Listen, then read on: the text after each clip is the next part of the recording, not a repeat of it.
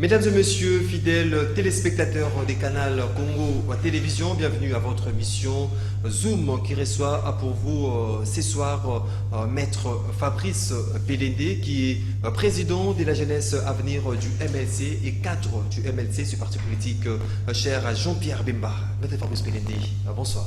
Bonsoir, monsieur Maxime. Après un long moment, c'est votre premier passage à cette émission Zoom.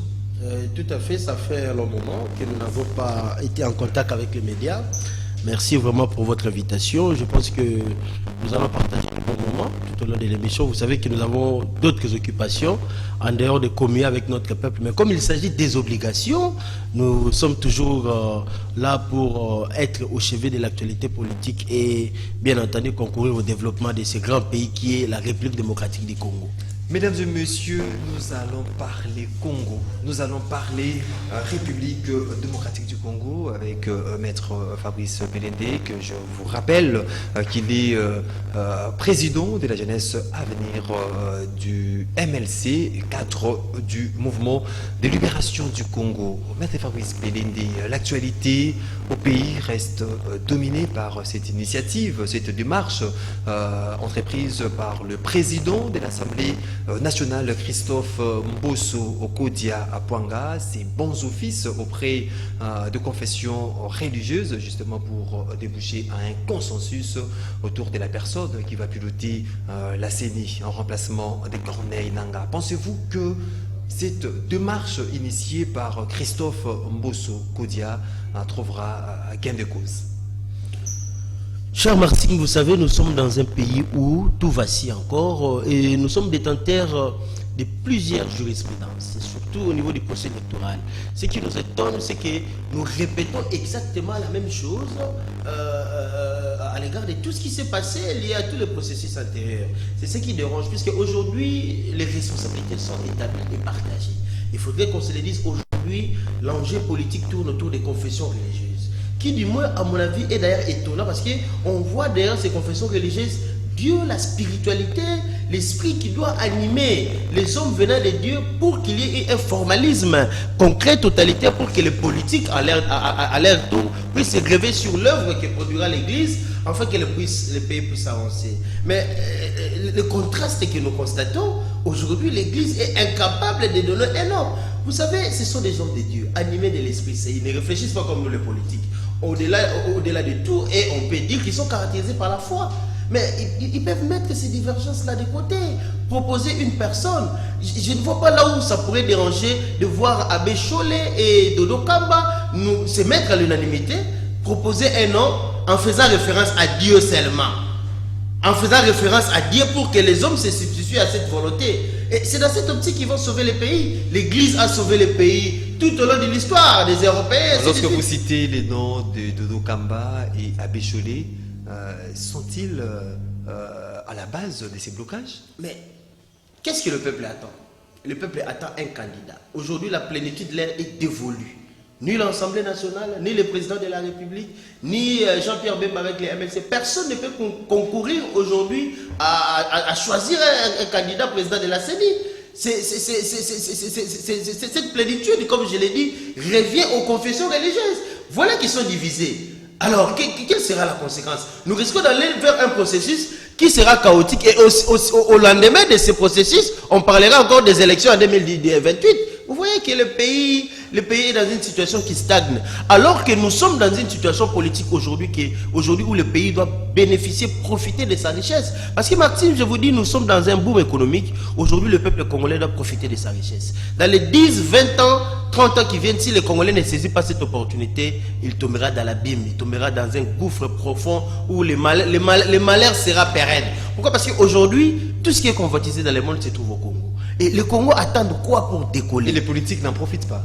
Non, les politiques, bien entendu, sont à la commande. Moi, je parle du peuple. Parce que le peuple doit profiter de ce qu'il a. Comment voulez-vous que nous sommes dans un pays qui est le premier producteur de coltan au monde? Nous sommes dans un pays qui a pratiquement le 90% des réserves du cobalt au monde. Nous avons tout ici. Aujourd'hui, rien qu'avec un seul minerai stratégique, nous pourrions devenir le plus puissant d'Afrique. Mais sans oublier que nous avons 95% des terres arables.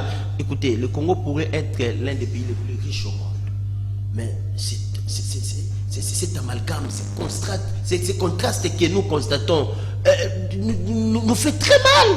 Nous fait très mal. Après 3 cycles électoraux, nous sommes toujours bloqués par des affinités liées aux individus. Mais c'est quand même extrêmement grave, c'est gravissime. L'on se demande, dans ces cas d'espèce, l'on se demande, est-ce cette fois-ci, avec la démarche initiée par Christophe Mbosso Kodia, on aura gain de cause, on aura le président de la CENI en remplacement de Corneille Nangaa, sans pour autant les dire qu'il y a eu de moratoire accordé à ces confessions religieuses. Il y a eu 48 heures, 72 heures, mais sans pour autant que ce père spirituel dégage un consensus. Est-ce que cette fois-ci, c'est une démarche vouée déjà à l'échec, ou vous avez la foi que non, il y aura satisfaction par rapport à ces démarches, carrément penser à autre chose?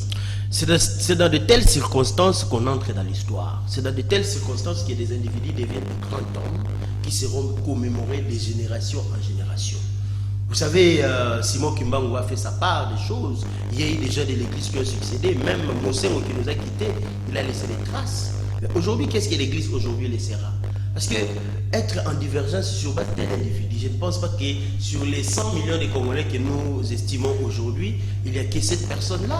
Moi, à mon avis, je dirais qu'il puisse remettre le compteur à zéro, comme on le dit, ab ovo. C'est-à-dire, éliminer l'étis, nous devons mettre en place de nouvelles solutions. C'est pourquoi je dis, cela relève de la plénitude de ces personnes-là qui ont la responsabilité de l'histoire aujourd'hui entre leurs mains. Ils doivent donner un nom qui doit garantir. Nous sommes politiques. Cette tâche n'a pas été réservée aux politiques. C'est pourquoi Mbosso, même lui, il est bloqué. Lui, il attend qu'on puisse servir un nom pour qu'il avance, entériner, de dire au président, aller solliciter l'ordonnancement du président. Mais quand l'église faillit, jusqu'à ce que nous sommes maintenant, nous allons vers le 4e cycle électoral, on est bloqué avec le même problématique. Non mais même si on est africain, faudra-t-il même si on est africain, on ne peut pas être démuni, dépouillé de toute moralité jusqu'à ce niveau, parce que ça sous-entend l'échec. Du moment où on voit des gens qui sont censés amener le pays vers l'ordre, vers un avancement, sont bloqués. Puisque la fraude est la conséquence de la fraude est la nullité. Et aujourd'hui ici, on s'orchestre encore à amener le pays dans la fraude. Mais nous balancerons encore vers une nullité de 5 ans. Qui va accepter de vivre encore dans un pays où nous sommes dans un mandat d'abord? Aujourd'hui, nous le savons qu'il y a beaucoup d'enjeux à relever. Le peuple attend beaucoup et voir encore les 5 ans à venir être encore hypothéqués. Mais vous allez tuer les Congolais. Les Congolais vont mourir. Il y a certaines opinions qui estiment que tellement il n'y a pas consensus, il y a blocage. Les violents ne se sont pas accordés dans le chef de confession religieuse. Il faut remettre ces attributions au ministère de l'Intérieur afin d'organiser les élections, parce que le père spirituel en faille. Vous adhérez à cette opinion ou vous pensez autrement? Moi j'ai toujours dit, vous savez, nous sommes les MLC.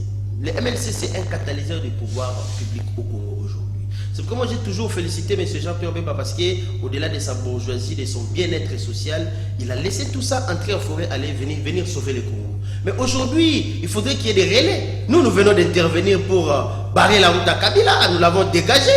Aujourd'hui, on parle d'un climat politique, de perspectives, de l'espoir. Aujourd'hui, le pays entre les mains de l'Église. Mais l'Église ne peut pas trahir. N'allez pas demander au MLC d'intervenir à cette phase ici. Et ce qui fait mal, je viens de le dire, nous avons dans ces pays des jurisprudences où nous ne tirons pas les conséquences. Ce qui s'est fait aujourd'hui, c'est déjà produit. Alors comment on explique qu'un fait qui a posé parce qu'il y en a plein qui a posé des problèmes et que nous allons dans des cycles électoraux sans que notre Parlement soit en mesure de résoudre certains problèmes qui ont fait tuer les gens. Je vais vous donner un exemple. L'article 70 de notre Constitution pose problème, vous le savez, à la fin du mandat du président de la République. Tout ça, l'interprétation de la Cour constitutionnelle a été inachevée, alors que c'est un travail parlementaire qui devait être résolu pour éviter que les cycles, qu'à la fin du mandat, on puisse retomber dans le même problème. Et nous avons connu le problème électoral. Si nous constatons que le système mis en place pour demander aux confessions religieuses de produire un nom n'aboutit pas, changeons de système. Remettons ça au ministère de l'Intérieur. ou bien carrément inventons un nouveau style où on n'aura pas, il n'y aura pas de débat. Parce que favoriser la loi peut-être de la majorité, dans cas d'espèce. Parce que ça, c'est ridicule. Ça démontre à suffisance que les autorités, y compris ecclésiastiques, n'ont pas conscience du patriotisme. Parce qu'à ce moment ici, ça demande un sens du patriotisme élevé. On doit y aller au-delà des sentiments. C'est pourquoi l'autre fois quand j'étais avec toi, je t'ai dit, moi j'ai fait appel à deux personnalités, Dodo Kamba et Abbé Choule, qu'ils savent qu'ils ont la charge de toute une république et de l'avenir de toute une nation entre leurs têtes. Aujourd'hui, ils doivent se dire qu'ils mourront un jour. Ils vont mourir. Dodo Kamba va mourir, Abbé Choule va mourir. Non, tout le monde va mourir. Tout le monde va mourir, y compris moi-même. Mais qu'est-ce que nous allons laisser dans ces pays? Qu'est-ce que nous allons laisser? On peut te donner des millions, des milliards aujourd'hui. Mais qu'est-ce que tu laisses? Mon bout est parti. Donc, ces prélats, ces hommes de l'église doivent mettre les sentiments de côté, aider les politiques à avancer. C'est comme toutes les élections en 2023. Mais regardez le temps que nous avons pris pour choisir le président de la CENI. Excusez, ce qui est encore grave. Nous n'avons pas encore le président n'est pas encore décidé. Tout à fait, nous n'avons pas encore expédié les affaires de la CENI passées qui est encore aujourd'hui au Parlement. Nous ne sommes pas encore à mesure de produire un autre président du Parlement. Mais soyons rassurés que nous sommes encore au Moyen-Âge. Nous sommes encore au Moyen-Âge, y compris les gens de l'église, parce qu'ils ne comprennent pas. Mais ils ont appelé, parce qu'il faut le dire, il y a 6 confessions religieuses qui parlent un même langage, contrairement à 2 autres, donc l'ECC et la SENCO. Ils ont même appelé à l'arbitrage du chef de l'État. Ils ont sollicité une rencontre avec les chefs de l'État. Ils appellent à l'arbitrage du chef de l'État. Comment trouvez-vous l'air de marche? Mais vous savez, le pays marche avec la loi. Aujourd'hui, nous ne pouvons que faire référence à la loi. Il y a un texte constitutif pour produire un président de la CENI. Je pense que si ce texte-là pose problème, il faudrait aller d'abord revisiter les textes. C'est pourquoi j'ai dit, qu'est-ce que ces parlementaires-là font?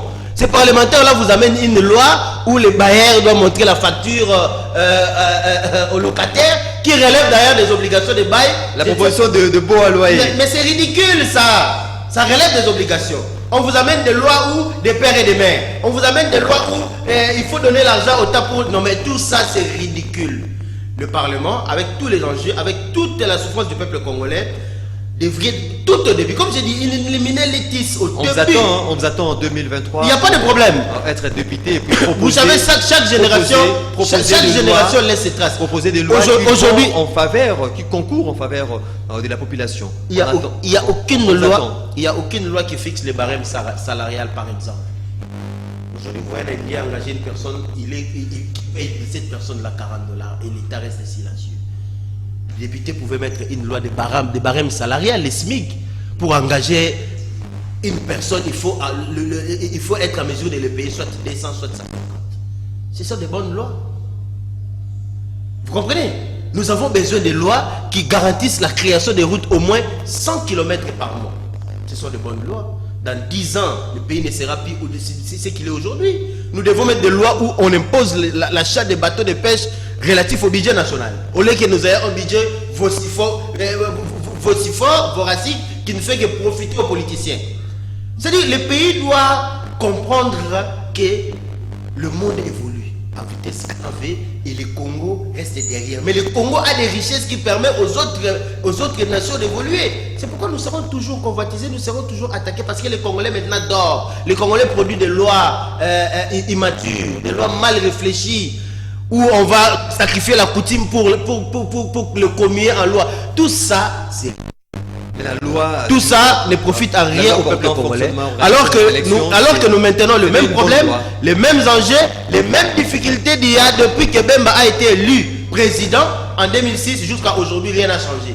C'est le même système de contestation. Donc, vérité des urnes. Vérité des urnes. On suppose qu'on ira même jusqu'en 2050. Ça sera chaque fois qu'il y aura cycle électoral, on parlera de la vérité des urnes. Mais il faut arranger, il faut que les politiques vous accordez pour que cette fois-ci, en 2023, que nous ayons des élections crédibles, transparentes et apaisées, où il n'y aura pas assez de contestation. Parce que si, en termes de contestation, il faudra les dire que dans tous les pays du monde, il y a des contestations en post-électoral. Maxime, vous savez, rien n'est parfait sous le soleil, mais il y a des principes. Ce sont des principes qui guident la société. On peut parler de la contestation électorale, mais les proportions diffèrent.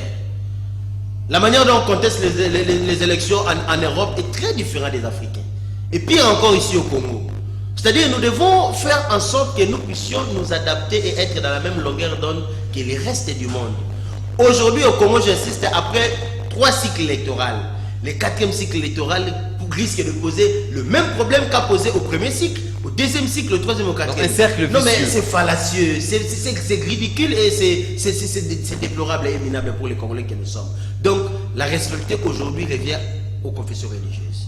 Il sortira dans la petite porte s'ils échouent. Surtout, vous appelez la paix de Nancien Cholet et de Dokamba qui est porte-parole des 6 autres confessions religieuses. Porte-parole, parce que leur texte, comme je dis, s'ils savent, ou on constate tout ce qui est, les textes et leur organisation posent problème. Les PV doivent être déposés par une tendance religieuse pour que cela soit adopté au Parlement. Si on constate que ça c'est un blocage, qu'est-ce que les députés devaient faire? Ils devaient préparer une loi en amont. Mais quand les députés vont au Parlement pour produire des imbécilités, quand ils vont au Parlement pour... Qu'est-ce que vous appelez imbécilité? Non mais je viens de vous dire ça ici.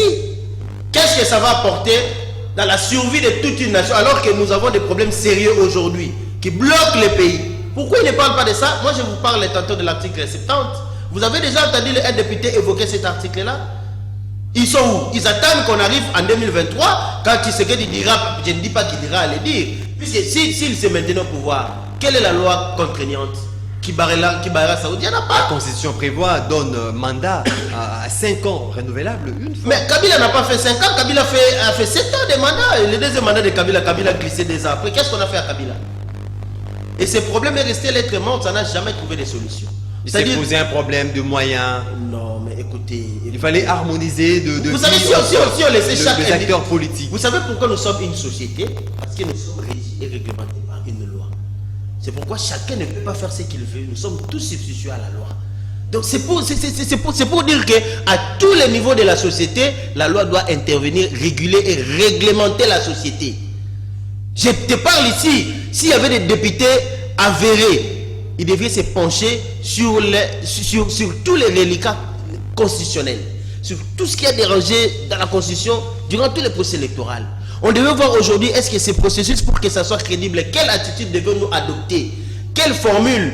Quel texte devrions-nous avoir? Nous avons un problème avec Maloumal. Le même problème Maloumal 2, le même problème Corneille Nanga, le même problème... Maloumal 1 et 2, il a eu passé Ngoï Moulunda quand même. Ngoï Moulunda, le même problème Rossa Malonda, le même problème Denis Kadima. Non mais c'est une honte pour le Congo. Il était secrétaire exécutif. Non, vous constatez que c'est le même problème. Et l'issue aussi, dans l'allée où nous allons, l'issue risque d'être la même. Alors qu'est-ce que ça veut dire? Qu'est-ce que ça veut dire? Mais ce n'est pas possible. Comment nous avons des intellectuels, d'abord des intellectuels soi-disant, le président de la République qui ne transforment pas la société. Le président de la République ne peut pas trancher par rapport à ces problèmes, par rapport à cette affaire, Cher par Maxime, rapport à la sollicitation des 2 autres confessions religieuses, la CNCO et l'ECC. Cher Maxime, nous sommes dans un principe de séparation du pouvoir. Vous êtes d'accord avec moi? Le président de la République est garant des institutions.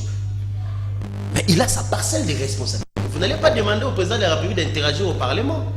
Du moment où également la CENI est une commission électorale nationale indépendante qui est dotée d'une personnalité morale qui peut essayer en justice comme tout sujet de droit.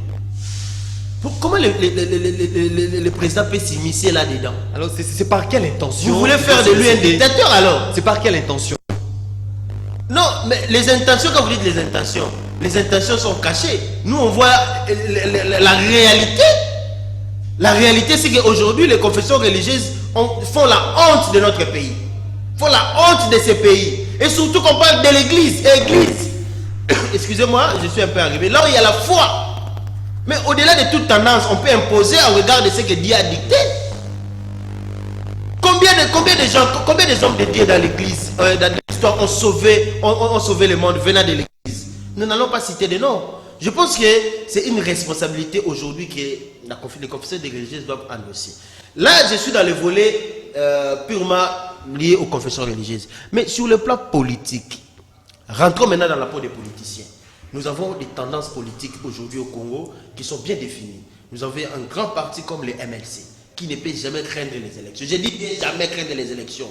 Parce que Jean-Pierre Bemba incarne la volonté de tout un peuple. Aujourd'hui, on sera présent et on sera partout parce qu'on est déployé partout et on continue à se déployer partout. Donc vous êtes une grande machine. Une grande machine. Peu importe ce qu'il y aura à la tête de la CENI, on ne pourra jamais craindre. Mais c'est idem pour l'UDPS. Est-ce que l'UDPS peut craindre les élections? L'UDPS ne peut pas craindre les élections. C'est un grand parti déployé partout en République démocratique du Congo. Alors pourquoi aller dans des boutiquages?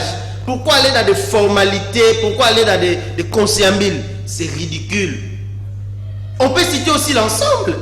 Pour ne citer que ceux-là. Et ces gens-là sont dans l'union sacrée. C'est pourquoi je dis, aujourd'hui nous sommes dans un système politique où les mal est écarté la cabine. Il faut aller au dialogue pour un peu essayer de colmater le brèche. Déjà le coup de maître qui venait de se faire, on n'a jamais vu dans le monde, dans une même législature, voir la majorité basculer. C'est ce qui démontre que le pays était dans un grand problème. Aujourd'hui, on a écarté la prédation que tout le monde ne voulait pas la Kabylie. Il y a tout autour un consensus qui nous a dégagé l'union sacrée. Mais je pense que, politiquement parlant, c'est une alliance favorable au pays où l'UDPS et le MLC doivent tirer son compte pour que demain nous puissions tous préparer le pays.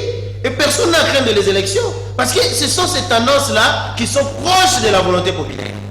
Et c'est un conseil aussi que je donne à nos amis de l'UDPS de savoir sur quoi ils se reposent. Ils se reposent sur une alliance qui consolide le pouvoir actuel. Donc il ne faut pas cracher sur ça. Il ne faut pas blaguer sur ça.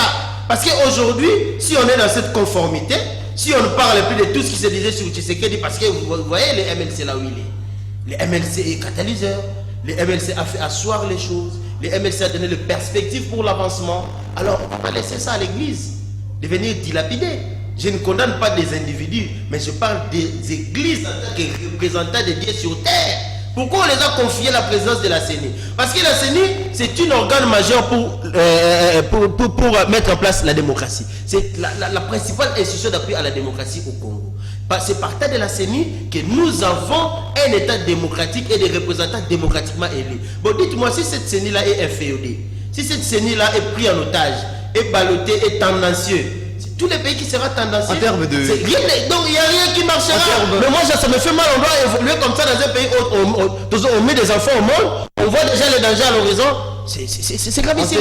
En termes de propositions, maître Fabrice Belende, en termes de propositions, parce que vous estimez déjà que par rapport à la position de certaines confessions religieuses, des LCC, la position affichée par les confessions religieuses, il n'y aura pas issue, il n'y aura pas de dénouement pour avoir un président de la CENI.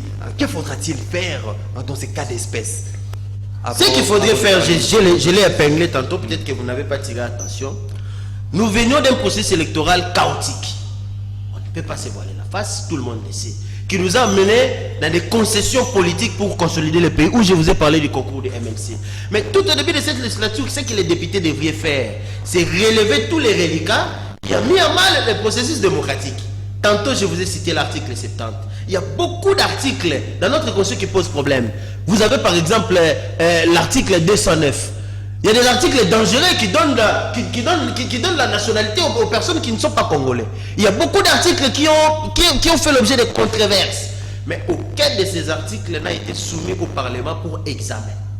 Il y a le problème de la CENI qui pose problème. La manière dont nous avons établi le processus pour désigner un candidat a toujours posé problème. Mais pourquoi ne pas revoir ça? Ces députés-là sont restés inconscients des enjeux réels de la République. Maintenant, aujourd'hui, on ne peut plus demander aux députés d'aller revoir la loi pour produire un candidat de la CENI, ça sera tard. On est obligé de faire avec les textes qu'il y a. Mais pour faire avec les textes qu'il y a, qu'est-ce qu'il faut? Il faut se substituer aux règles des droits qui s'imposent à ce moment-là. Quelles sont les règles des droits qui demandent à ce que le peuple soit transmis à qui des droits? C'est un blocage qui devait être dégagé par les parlementaires. Mais ils ne l'ont pas fait. C'est pourquoi nous reposons tout aujourd'hui sur les prélats, qu'ils aient leur conscience sur leur tête, qu'ils savent que tout l'avenir d'un pays pèse sur Dodo Kamba qui est là, je ne sais pas si me regarde, et Abbé Chole. Qu'est-ce qu'il faut laisser dans ces pays? Parce qu'aujourd'hui c'est une honte. Même si on dit que tel est derrière Tshisekedi, tel est derrière ceci, mais l'homme de l'église doit faire appel à l'Esprit Saint Donc l'Esprit Saint doit descendre sur ces gens-là. L'Esprit Saint. S'il faut qu'on chante pour eux que l'Esprit Saint, puisqu'ils nous prêchent l'Esprit Saint. Quand l'Esprit Saint est descendu sur les apôtres n'ont craint ni Paul qui les persécutait, ni ces gens qui persécutaient les chrétiens. Les apôtres sont sortis, ils ont prêché l'évangile sur base de l'Esprit Saint. Donc là où ils sont, l'Esprit Saint doit descendre sur eux. Ils doivent nous produire un candidat qui doit arranger les choses de la République pour donner les perspectives d'un avenir meilleur. Sinon ça sera extrêmement grave, et vivre dans un pays où nous avons soi-disant des intellectuels qui ne produisent aucun résultat dit intellectuel, c'est factice. On est dans le bain, dans les débats républicains. République démocratique du Congo. Pour rappel, je reçois pour vous M. Fabrice Belende, qui est président de la jeunesse à venir Bemba, cadre du mouvement de libération du Congo. Parlons-en à présent de cette controverse, de cette problématique de la mise en application du protocole d'accord signé entre le gouvernement congolais et les opérateurs économiques sur la baisse de prix des surgelés, quelque chose qui n'est pas effective sur terrain. Qu'est-ce qui ne va pas? Qu'il faudra-t-il faire? Est-ce que le problème incombe au gouvernement qui s'est basé sur un fait d'annonce, ou c'est les opérateurs économiques qui n'ont pas cette bonne foi de rendre possible le social des Congolais? Monsieur Maxime, je ne suis pas marxiste, mais je vais évoquer Karl Marx quand il parle de l'État comme une société de production. Vous savez, je mets en cause le mot intellectuel au regard de nos dirigeants. Qu'est-ce qu'une société de production? Mais l'État est le Léviathan. C'est lui le pourvoyeur de la société. En principe, dans notre cieux, l'État fait tout, les gens viennent adhérer au principe de l'État. Et vous devez vous conformer. Comme ça se passe en France, dans des pays développés, on vous donne une carte identitaire qui vous fait bénéficier de tous les droits établis par l'État. Tous les droits. C'est pourquoi vous voyez, on paye des enfants, on paye les allocations, tous les droits. C'est garanti par l'État. Mais nous sommes loin de là. Nous sommes dans un État qui n'est pas providentiel, c'est-à-dire que ce n'est pas lui qui régule la société. Les individus sont pris en charge eux-mêmes. Les individus produisent pas pour le compte de l'État, mais pour le compte des privés. Donc la société ne produit rien. Ce sont les individus qui commandent. Mais comment dans telle situation mettre en place une situation où vous imposez à ceux à qui vous ne contrôlez pas de baisser des prix des histoires que vous ne produisez pas? C'est ridicule. C'est gravissime. Qu'est-ce que l'État devait faire avant de faire tout cela? Il devait commencer par produire. Mettre en place la production. Moi, j'ai vraiment mal. Aujourd'hui, pourquoi je suis en train d'évoquer, mettre en cause même les intellectuels? Nous avons les intellectuels qui n'ont pas acquis les transferts de technologies. Nous avons des intellectuels qui ne sont pas à même de vouloir, à même de donner des moyens pour transformer la société. Aujourd'hui, au Congo, on ne produit rien. Nous avons une terre congolaise qui peut nourrir la moitié de la population au monde. Mais on achète du foufou, on achète du riz, on achète tout ce qu'on mange. Allez ici seulement vers le plateau, dépassez partout vous voyez c'est la verdure. Même chez vous, au bois qui maille, pilipili, maille, au tout pilipili, au tout nani boga. Au bois qui maille, demain le matin tu vois le piment pousse. Mais ça sera aussi quelle est cette richesse? Ça sera aussi votre modèle. Quelle est cette richesse? Alors dans une telle société, s'il vous plaît, accordez-nous quelques minutes. L'État, un message particulier. L'État devait être maître de sa production. On devait avoir des bateaux de pêche, on devait avoir les chemins de fer. Parce que nous continuons l'idée de Belge où il fallait exporter vers la mer, envoyer tout en Europe. On doit relier les pays, mettre les chemins de fer, relier les pays à travers les routes. Ces fondamentaux-là garantira le développement. Parce que la paysannerie relève de la quantité de terres arables et le nombre d'habitants. Nous avons plus de 100 millions de Congolais. Vous pensez que si vous avez une route qui quitte Kinshasa, qui s'engage, les gens vont mourir de faim? Mais les gens vont cultiver du jour au lendemain parce qu'ils savent que demain matin je suis à Kinshasa, je rentre. Et on n'aura pas cet engouement de grandes agglomérations. Les gens vont construire à l'intérieur du pays et le pays va se développer. Ça coûte quoi? Et aujourd'hui, nous sommes, comme je l'ai dit, dans un boom économique. Ce que j'ai dit est très important. Aujourd'hui, nous avons des minéraux stratégiques que le monde entier a besoin. En principe, c'est le temps que le Congolais doit se réveiller pour profiter de ça. Mais qu'est-ce que nous constatons? L'Est de la République est envahi par des tendances, par des tendances milices vraiment complexe parce que les Congolais ici se disputent la CENI, ici se disputent le pouvoir politique, mais le peuple meurt toujours de faim. Vous savez, à chaque chose, il y a une fin et il y a toujours chaque génération pour résoudre un problème. Nous comptons beaucoup sur ceux qui sont aujourd'hui à la commande. Nous interpellons tout simplement leur conscience parce qu'ils mourront et laisseront le Congo. Mais qu'est-ce que les Congolais retiendra? Donc nous devons saisir l'opportunité dans les 10-20 ans qui viennent, développer le Congo avec ce que nous avons aujourd'hui. Moi, j'ai toujours comparé le cas du Congo avec les Émirats arabes unis. En 1970-80, c'était un pays pauvre. Il n'y avait même pas 2 bâtiments. Mais quand ils ont découvert le pétrole, le jour où ils ont découvert le pétrole, c'est le jour où ils ont commencé à se développer. 20 ans après, aujourd'hui, aller à Dubaï. Mais aujourd'hui, on a le coltan qui se produit au Congo. On a le cobalt, on a tout, l'uranium, l'or, cuivre, tout.